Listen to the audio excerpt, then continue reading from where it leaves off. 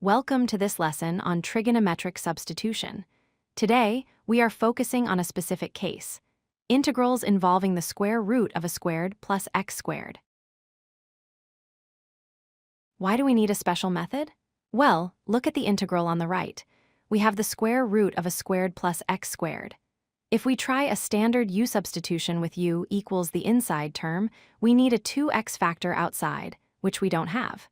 This makes the integral difficult to solve with basic techniques. To solve this, we use geometry. We construct a right triangle. Since our term is a sum of squares, Pythagoras tells us this resembles the hypotenuse.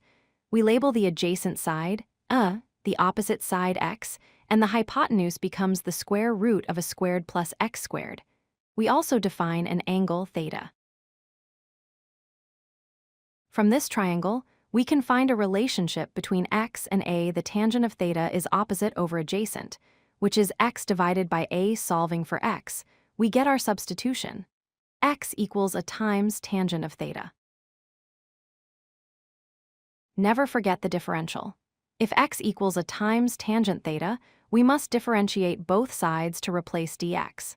The derivative of tangent is secant squared, so dx becomes a times secant squared theta d theta. The reason this works is because of a fundamental trigonometric identity. 1 plus tangent squared theta equals secant squared theta. This identity will allow us to collapse the two terms inside the square root into a single term.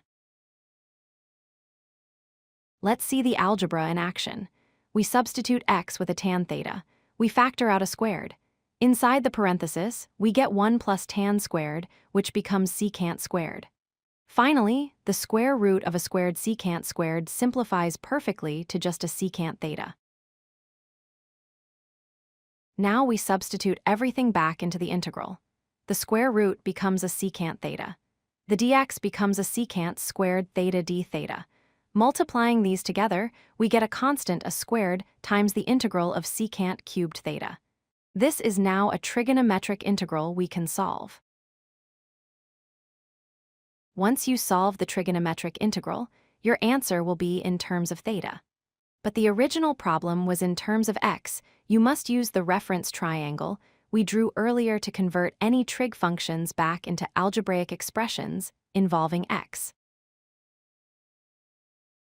To recap, first, identify the form square root of a squared plus x squared. Second, use the substitution x equals a tangent theta. Third, use the identity to simplify the root and integrate. Finally, use the triangle to convert your answer back to x. If you like this video, hit that like button and don't forget to subscribe.